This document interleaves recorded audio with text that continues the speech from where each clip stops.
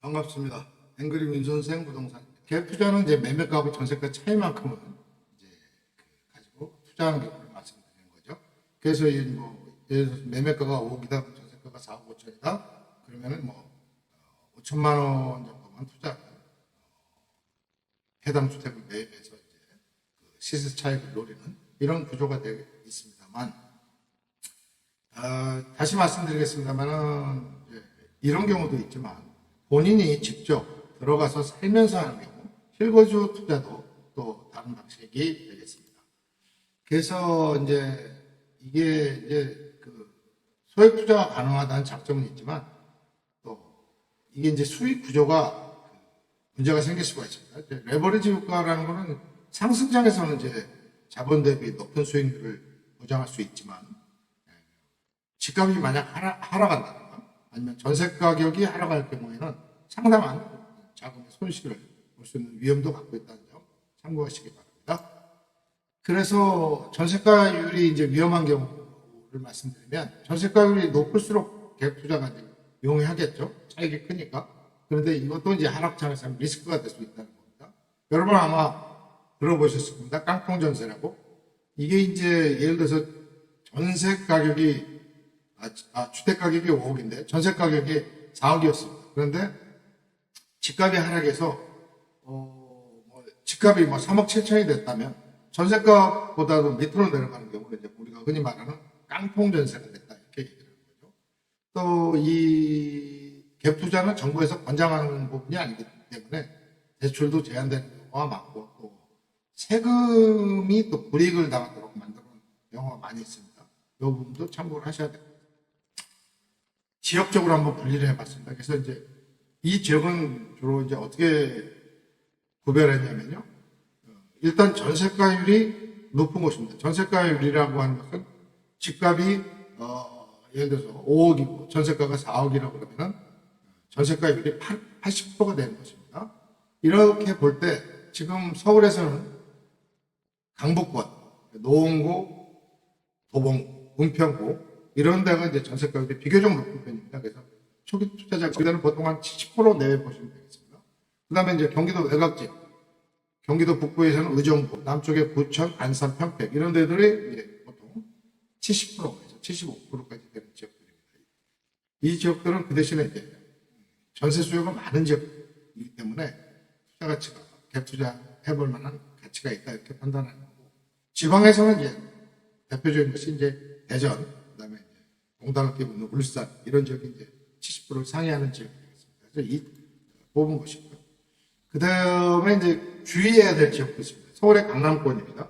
강남권이라든가 마포 이런 지역들, 용산 이런 지역들은 상당히 위험합니다. 왜냐하면 전세가율이 굉장히 낮거든요. 40% 미만인 지역이 상당히 많습니다. 초기 투자금이 예를 들어서 아파트가 20억이다 그러면은 전세가가 7, 8억, 9억이다 그러면 11억이라는 차이로 투자금을 준비해야 되는 문제가 있고요. 또 수도권 신도시는 피해야 됩니다. 왜 그러냐면 수도권 신도시 그 중에서도 안정이 된 지역은 괜찮은데 신규 아파트가 새로 공급되는 지역에서는 전세가가 굉장히 떨어질 수가 있습니다. 특히 입주장이라고 하죠. 최초에 입주할 때는 전세 가격이 아마 50%가 안 되는 것도 많이 발생하게 되어 있습니다. 그래서 결국 말씀드리면 전세가의 갭이 크고 또 전세가가 떨어질 확률이 있는 이런 지역, 그건 좀 피해야 되겠다, 이런 말씀을 드리겠습니다. 그래서 요약하면은 적합 지역하고 투자 지역을 우선 구별을 내시고, 그 다음에 이게 왜 그러냐면 수익이 날 때는 또 좋습니다만 손실도 고려해야 되지 않습니까? 그래서 이게 갭 투자 지역을 선정하실 때는 확실한 지역을 선정하는 시장 조사가 꼭 필요하다. 또 철저한 분석도 하셔야 되겠습니다. 그래서 갭 투자를 하려면 자금이 있어야 되는데 전세 보증금 빼고 나머지 차이, 예를 들어서 매매가가 5억이라고 그러면 전세가가 4억에 있다고 하면 1억 이런 식으로 하면 되겠습니다. 근데 이게 그럼 나머지 부분을 현금을 갖고 계신 분들은 문제가 없는데 대출을 받아서 해야 될 경우에는 또 여러 가지 문제가 있겠습니다. 대출이 가능하냐? 제1금융권 같은 경우에는 일반 주택담보대출이 가능은 하죠. 근데 이게 LTV가 적용됩니다. LTV라는 거는 예를 들어서 집값이 10억이다. 그러면은 보통 지금 한도는 보통 50인데 뭐 지역 규제 지역에 따라서는 40%로 제한한 지역이 있습니다. 조정대 지역이라든가 투기 지역이라든가 이런 데는 40%까지밖에 안 됩니다. 그 다음에 그 실거주 조건이 반드시 필요합니다. 그래서 이게 이제 상당히 규제가 심하긴 편이기 때문에 일단 제1금융권에서 대출을 하는 것은 상당히 어려움이 있다. 다만 무주택자인데 생애 최초다. 이런 경우에는 예외를 하고 있는 경우가 있으니까 본인이 해당되시는 경우에는 제1금융권에 놓고해 보시는 것도 괜찮겠습니다. 그런데 만약 이게 안 된다 그러면 제1금융권으로 가야죠. 제1금융권이라면 이제 뭐 각종 캐피탈, 현대캐피탈, 삼성생명 이런 데서 해주고 있습니다. 근데 여기는 이제 문제가 금리가 제1금융권보다는 상당히 높습니다. 보통 한 6%대, 5% 후반에서 6%. 그래도 많이 내린 겁니다. 전에는 10%까지도 했는데 요새는 그렇게는 안 하고요. 그 다음에 또 DSR은 제1금융권도 적용이 됩니다. DSR이 뭐냐면요. 한마디로 말씀드리면 제가 연봉이 5천만 원이에요. 그런데 그 DSR이 뭐 40%다 이러면은 2천만 원까지만 대출해주고 그 이상은 대출이 안 된다는 얘기입니다. 그러니까 결국은 아까 말씀드린 LTV와 DSR을 공통으로 교집합을 찾아내셔야 되고요. 그렇기 때문에 상당히 금액이 줄어들 가능성이 있는 데다가 특히나 지난번에 한번 말씀드렸습니다만 7월 1일부터는 스트레스 DSR이라고 해가지고 이 금리가 또 더 높아집니다. 보통 1에서 1.5% 정도 추가로 내야 되기 때문에 그것도 감안하셔야 될 부분이 되겠습니다. 실거주 조건인 경우하고 이제 비실거주 조건으로 나눠서 볼 때 특히 보통의 경우에는 전세가 먼저 있고 나중에 대출을 신청하지 않습니까? 예를 들어서 제가 대출을 신축 아파트다. 그럼 제가 대출을 들어갔어요. 대출을 받아 넣고 나중에 세입자가 들어온 경우에는 이제 그 우선순위에 따라서 변제 의무가 일단 1순위가 되기 때문에 괜찮은데 이게 또 문제가 있는 게 뭐냐면요. 그렇게 되는 경우에는 세입자들이 예를 들어서 뭐 LTV 이상으로 대출을 받은 집이라고 여러분 같으면 그 집에 전세를 들어가시겠습니까? 그럼 전세 들어오는 경우에 사람들은 어떤 경우냐면 가격을 깎아달라고 합니다. 그래서 예를 들어서 전세가 뭐 3억이다. 그러면은 뭐 2억에 자기는 하지 않으면 못하겠다. 이래서 또 문제가 생기기 때문에 뭐 여러 가지 경우를 볼 때 전세 입주자가 먼저 있는 경우 같은 경우에는 주택 담보대출은 어렵다. 이렇게 보셔야 되고 결국은 하시려면은 본인이 그 신용대출을 통해서 금융권에서 제2금융권에서 하셔야 되는데 그러면 딱 그 금액만 맞추면 되냐? 그건 아닙니다. 왜냐하면 취득세도 내셔야 되죠. 또 중간중간에 매달 이제 이자를 내야 되지 않습니까? 고금리로.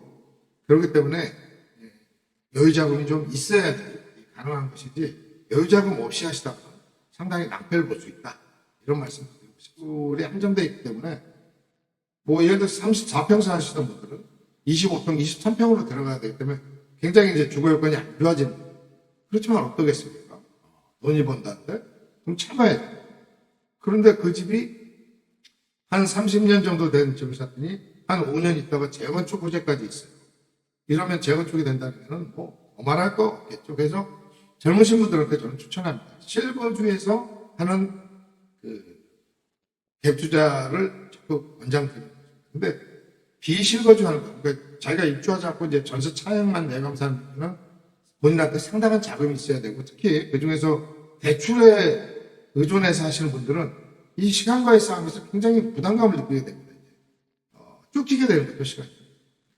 그 와중에 지금 이자 내가면서 버티고 있었는데 집값이 하락하면 속병이 날 것이고 그 중간에 또 지금 은근히 이자 내면서 버티고 있었는데 전세가가 하락해가지고 아까 말씀드린 대로 세입자가 보증금 일부를 다른 데하고 눈높이를 맞추기 위해서 돌려달라고 할 경우에는 아니 갑자기 돈을 어디서 마련하겠습니까? 그렇죠? 이미 대출도 뿌리잖아요. 근데 돈은 내달라고. 그렇기 때문에 결과적으로 이제 집을 매도를 하게 되는데 그런 경우에 이제 집값을 상당히 내려서 5억에 사는 4억 정도에 팔아버리고 손해만 보는 그런 경우도 있을 뿐더러 이 마지막까지 이제 가게 되면 결국은 여러분들이 많이 보셨겠지만 경매에 나오는 집들이 다 대부분이 그런 경우입니다. 그래서 요새 이제 영끌이라고 젊은 분들이 과거에 많이 했었는데 지금 굉장히 힘드신 분들도 많이 계시다고 제가 듣고 있고요. 특히 지금 또 요새 이제 30대 직장인들이 이제 갭 투자가 유행한다고 해요. 근데 이 부분은 진짜 신중하게 결정하셔야 될 것이고, 아까 말씀드린 가장 좋은 방법은 제가 직접 들어가서 입주해서 살면서 최소 5에서 10년을 보면서 고생을 좀 해가면서 차익을 노리는, 그러면서도 깨끗한 주택을 가실 것이 아니라 조금 오래된 구축을 찾으셔서, 그런 투자는 제가 권장합니다만 그냥 일반적인 전세입자가 있는 그런 경우에는 자제를 해주실 것을 제가 부탁을 드리고요. 만약에 금액이 작은 소액이 1억 정도 있다 그러면 저는 이제 오피스텔을 추천하겠습니다. 그래서 요새 이제 주택임대사업자가 이제 개정이 돼서 6년짜리가 생겼거든요. 이거는 이제 주택 가구수에도 포함되지 않고 또 세금 혜택도 있기 때문에 예를 들어서 한 2억 5천짜리를 오피스텔을 매매를 하셔서 1억 정도 가지고 투자를 하시면 나머지는 대출을 받으신 다음에 그 나머지 금액에 대해서는 요새는 이제 보증금과 월세를 동시에 하는 경우가 많으니까 그 이자 나오는 거 가지고 이제 자기 은행 대출하는 이자를 이제 부담해 가면서 그 차익을 버티셔야 되는데, 이것도 그런 경우에는 그 오피스텔이 본인이 향후에 보증금을 갚아 나간다면 결국 그게 이제 월세가 증가되는 현상이 나오게 되고, 그러면서 버티면 문제가 없겠습니다만 그렇지 않은 경우에는 굉장히 지역 선정에 신중하셔야 된다. 다시 말씀드려서 정말 최초 분양했는데 분양가가 상당히 낮게 나왔고 향후에도 입지상 상승 여력이 있는 곳이다 이러면 모르겠는데, 그렇지 않은 곳은 이것도 굉장히 조심해야 되는 부분이 아닌가 이렇게 생각하고 있습니다. 오늘은 여러분들이 자꾸 질문도 많이 해주시고 해서 갭 투자에 대해 설명을 드렸습니다. 사실 어떻게 보면 부정적인 내용을 말씀드렸는데 다 그런 건 아니고 지역과 상황에 따라서 다르니까 여러분들이 정말 연구 많이 하시고 이 투자를 하셔야 성공할 수 있는 게 갭 투자입니다.